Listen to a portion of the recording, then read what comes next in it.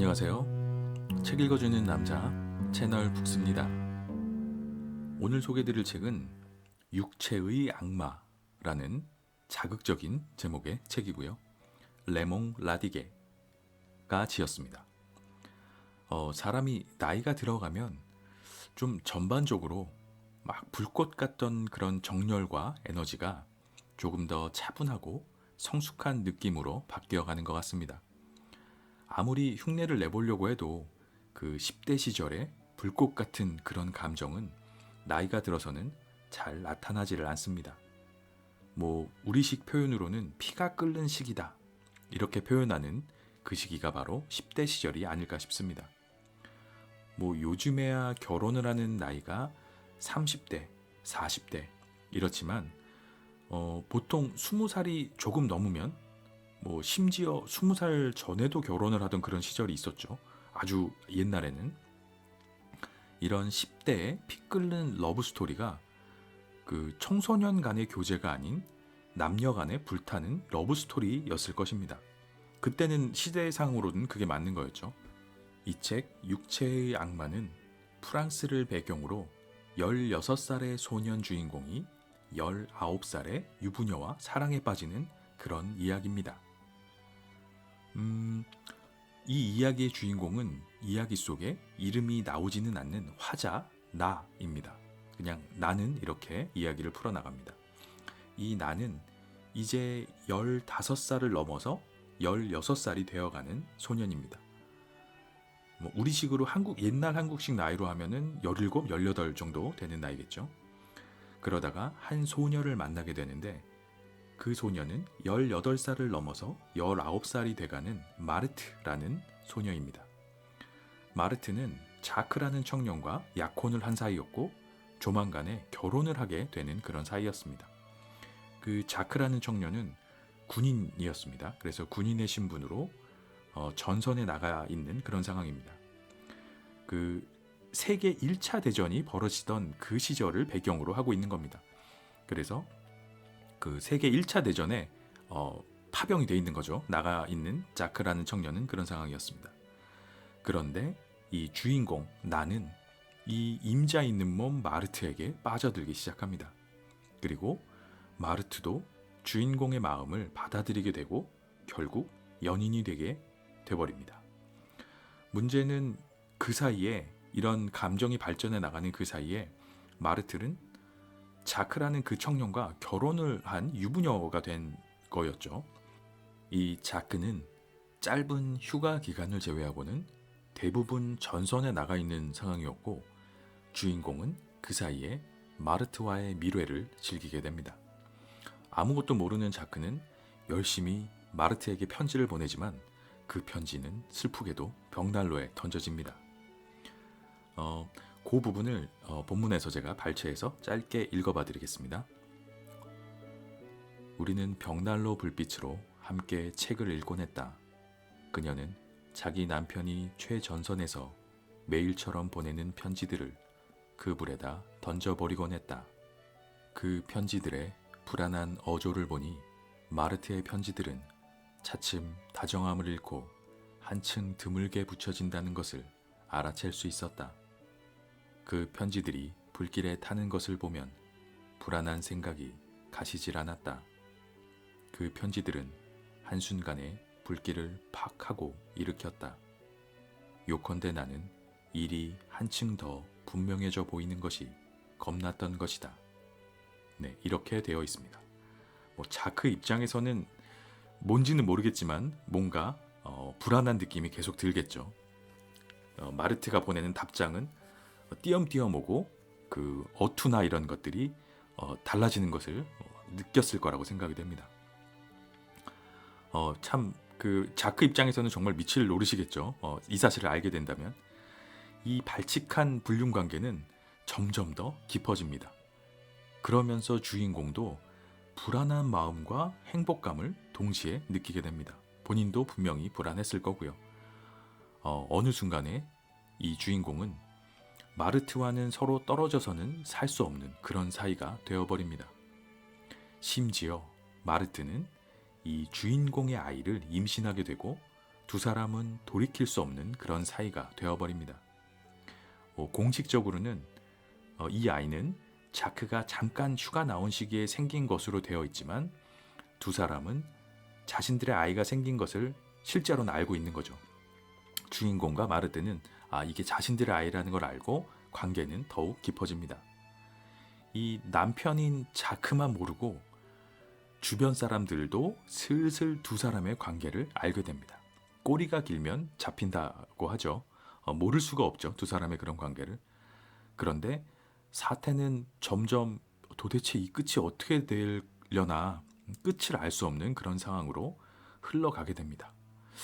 저는 개인적으로 읽는 내내 도대체 어쩌려고 그러다 이런 생각이 계속 드는 그런 이야기였습니다. 유부녀와 불륜을 일으켜서 아이까지 갖게 만든 주인공의 나이는 여전히 16살이었으니까 말입니다. 이게 만 나이니까 아무리 잘 쳐줘도 우리식으로 하자면 고1 아니면 고2의 나이입니다. 이 남자 주인공의 나이를 보면 그렇습니다. 요거와 관련된 부분을 또 본문 중에서 제가 짧게 발췌해서 읽어봐 드리면, 마르트는 자기가 임신 중이라는 것을 차마 나에게 알려주지 못하고 있었던 것이다. 나는 그 소식을 듣고 내가 행복한 것처럼 보이는 것이 좋을 거라고 생각했다.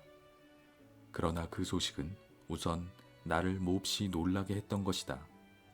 어떤 일이든 간에 책임질 수 있는 사람이 되리라고 결코 생각해 본 일이 없는 내가 감당할 수 없는 최악의 것을 책임지게 되었던 것이다. 이렇게 이야기를 하고 있습니다. 주인공이 마르트의 임신 소식을 알고 생각한 거죠, 속으로. 본인도 본인이 무언가를 책임질 수 없는 사람이다라는 건 너무 잘 알고 있는 그런 상황이었고요. 결국 이 파격적인 10대들의 불륜 이야기는 마르트의 죽음으로 끝이 나고 맙니다. 이야기의 이 소재 자체도 그렇고 전개도 그렇고 전체적으로 참 충격적인 이야기다라는 생각이 들었고요. 그러다 보니 당연히 가상의 허구적인 소설이라고 생각될 수 있는 이야기지만, 놀랍게도 이 이야기는 저자인 레몽 라디게의 경험이 어느 정도 반영이 된 실화를 기반으로 한 이야기입니다. 그러면서 이 작가, 저자 자신은 주인공에게 자신을 투영하지 말아라 라고 이야기를 하고 있습니다. 20살 즈음에 짧은 생을 마친 저자의 일생을 보면 결코 아주 지어낸 이야기는 아니다 라는 생각이 듭니다. 이 저자인 레몽 라디게는 1903년 프랑스 생모르에서 태어나서 장학생으로 선발될 정도로 학업에도 소질이 있었다고 합니다. 하지만 학교를 자퇴하고 병 쪽으로 책 읽기에 몰두했다고 합니다. 그리고 15살 즈음인 1918년에는 문예지에 꽁트를 싣고 저널리스트로도 활동을 했습니다. 그리고 개인적으로 본인의 잡지를 창간하기도 하고, 한마디로 신동이라고 할 수 있지 않나, 저는 그런 생각을 했고요. 그 작품 속에 나오는 주인공의 나이와 비슷한 시기에 이미 저자는 이 정도로 성숙한 활동을 하고 있었던 겁니다. 더 나아가서 이 소설 육체의 악마에 등장하는 여주인공 마르트, 이 마르트의 모델은 저자가 실제로 만났던 이웃의 젊은 유부녀 알리스 세리에라는 실제 모델이 있었습니다. 뿐만 아니라 이 세리에 외에도 5명의 정부를 두고 술집과 호텔을 전전했다고 합니다. 저자는 자신을 투영하지 말라고 이야기를 하고는 있지만 이 육체의 악마라는 소설이 완전히 허구의 이야기는 아니다라는 증거가 되는 게 아닌가 싶습니다. 이 젊고 방탕한 천재는 1923년도에 육체의 악마 이 작품을 출간했고, 같은 해 말에 장티푸스로 20살 남짓의 짧은 생을 마감했습니다. 그야말로 불꽃같이 살다간 작가 레몽 라디게다라고 소개를 드릴 수 있을 것 같습니다. 이러고 보니 더더욱 이 10대의 사랑 이야기가 본인의 이야기를 기반으로 했다라고 생각할 수밖에 없는 그런 상황이죠. 이런 배경을 알고 나면 왠지 작가 자신의 전기적인 이야기가 아니었을까 하는 어느 정도 타당한 의구심을 들게 합니다. 채 20살이 되지 않은 젊은 남녀의 파격적인 사랑을 다룬 충격적인 소설이 이 육체의 악마입니다. 읽어보시기를 개인적으로는 추천드리는 그런 책입니다. 육체의 악마, 레몽 라딕의 지음.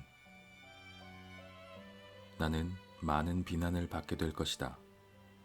하지만 거기에 대해 내가 무엇을 할 수 있단 말인가? 전쟁이 발발하기 몇 달 전에 내가 12살이었다는 사실이 내 잘못이란 말인가? 이렇게 특별한 상황에서 내가 겪은 혼란은 그 나이에 겪을 만한 일은 아니었다. 하지만 겉보기에야 어떻든 아무리 강력한 경험을 한다고 해도 갑자기 나이를 먹는 것은 아니기 때문에 어른이라도 혼란스러웠을 경험을 하면서 나는 어린아이처럼 행동할 수밖에 없었다. 나만 그런 경우를 당한 것은 아니었다. 내 친구들이 갖고 있는 당시의 추억도 어른들의 추억과는 상당히 다를 것이다.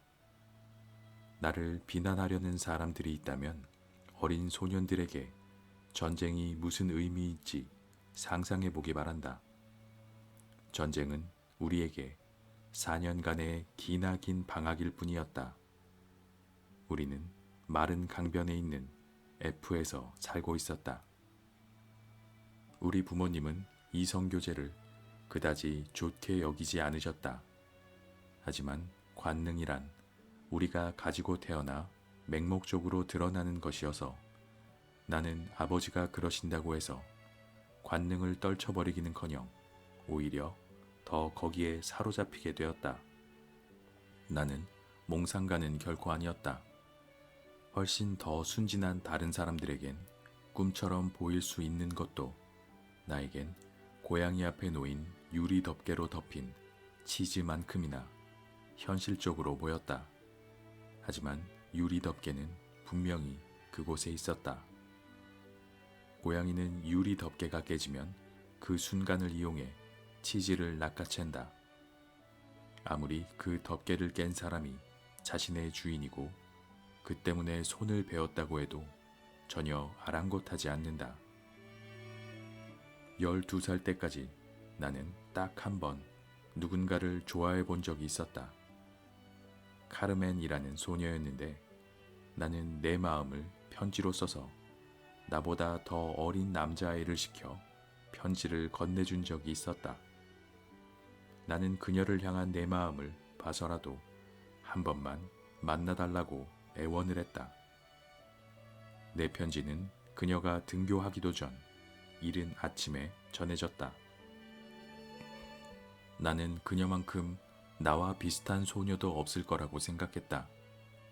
카르멘은 항상 깔끔했고 내가 남동생을 데리고 다녔던 것처럼 그녀도 여동생을 데리고 등교를 했기 때문이었다.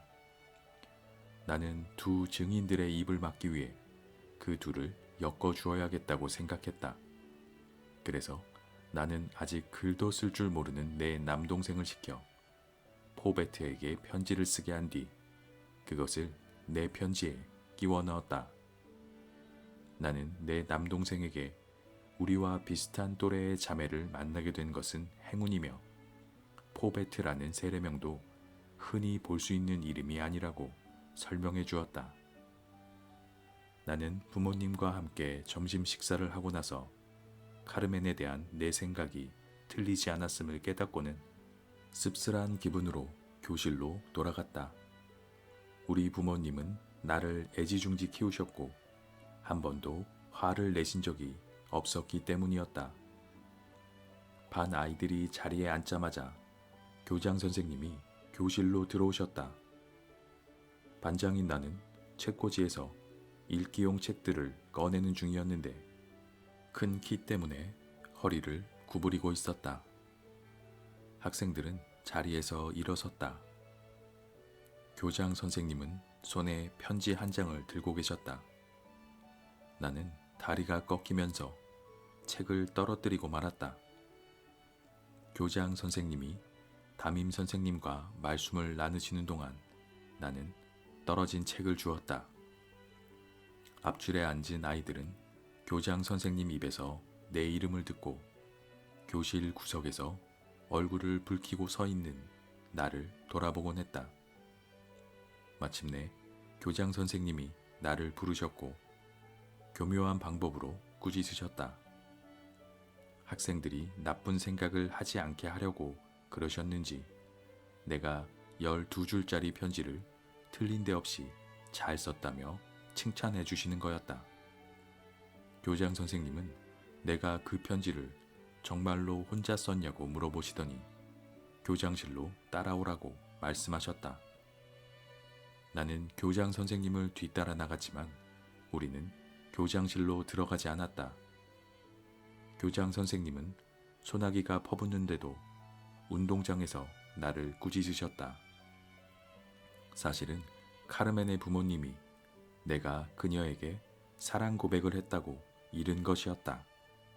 그런데 어린 소녀에게 연애 편지를 보낸 것을 가지고 마치 편지를 훔치기라도 한 듯이 호들갑을 떠는 교장 선생님을 보자 내 도덕관에 혼란이 느껴지기 시작했다.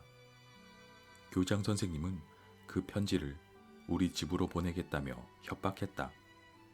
나는 제발 그러지 말아달라고 부탁했다. 결국 교장 선생님이 양보를 하긴 했지만 편지는 계속 자기가 보관할 것이며 한 번만 더 이런 일이 있으면 내가 저지른 못된 짓을 다 폭로해버리겠다고 하셨다. 정말로 게으른 내가 유복하다는 이유로 학교에서 모범생 취급을 받던 것과 마찬가지로 나는 가족들 앞에서 때론 뻔뻔하게, 때론 소심하게 굴면서 그들을 감쪽같이 속여 넘기곤 했다. 나는 교실로 돌아갔다. 선생님은 빈정거리며 나를 돈 주황이라고 불렀다. 친구들은 몰랐지만 나는 그 작품의 이름을 알고 있었기 때문에 그 말을 듣고 무척이나 우쭐해졌다. 선생님께서 안녕 동주황 하고 인사를 하고 내가 그 의미를 알고 있다는 듯 미소를 짓자 나를 바라보는 반 아이들의 시선도 달라졌다. 아이들은 소위 말하는 어려운 작업, 즉 내가 어린아이를 시켜 여자아이에게 편지를 전해주라고 한 사실을 이미 알고 있었는지도 모른다. 편지 심부름을 한 아이의 이름은 메신저였다. 내가 이름 때문에 그 아이를 고른 것은 아니었지만 어쨌든 그 이름 때문에 그 아이에게 더욱 신뢰가 간 것은 사실이었다. 내가 교장 선생님께 우리 아버지에게는 아무 말씀도 하지 말아달라고 간청한 것이 오후 1시였다. 그런데 4시가 되자 나는 아버지께 모두 말씀드리고 싶어 입이 근질근질했다. 반드시 고백을 해야 할 이유는 없었다. 그저 고백을 하는 게 솔직한 거라고 생각했을 뿐이었다. 나는 아버지가 화를 내지 않으시리라는 걸 알고 있었기 때문에 아버지가 잘했다고 인정이라도 해주시면 무척 기쁠 것 같았다.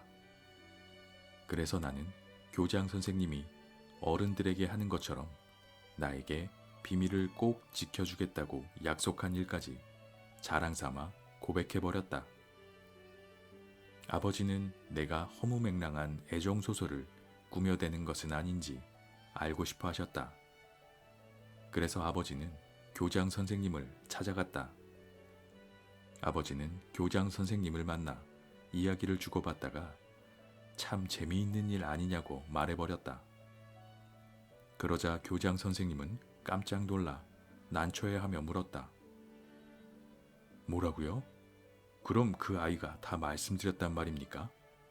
아버지가 그 사실을 알게 되면 큰일 난다며 비밀을 지켜달라고 간청하더니만.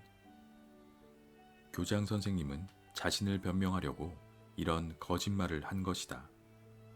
그 일 때문에 나는 더욱더 어른놀이에 빠져들었다. 그럴 때마다 친구들은 나를 존경 어린 눈으로 바라보았고 담임 선생님은 못마땅한 듯 쳐다보셨다. 교장 선생님은 분노를 사귀고 있었다.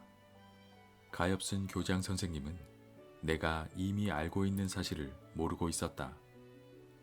아버지는 교장 선생님의 태도에 기분이 상해 이번 학년만 마치면 이 학교를 그만두게 하려고 마음먹고 계셨던 것이다. 그때는 6월 초였다.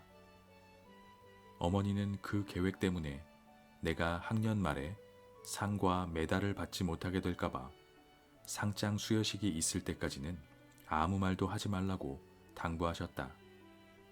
마침내 그날이 왔다. 교장 선생님은 자신이 한 거짓말이 어떤 여파를 미칠까 두려워 불공평한 처사를 단행하고 말았다. 덕분에 우리 반에서 나 혼자 우등상과 금메달을 휩쓸었다. 하지만 그 일은 결국에 나쁜 결과를 초래했다. 우등상을 받았어야 할 아이의 아버지가 더 이상 이 학교에 아들을 보내지 않기로 했기 때문에 학교에서는 우수한 학생을 둘이나 잃은 셈이었다. 우리 같은 학생들은 다른 학생들을 끌어들이기 위한 미끼로 이용되었다.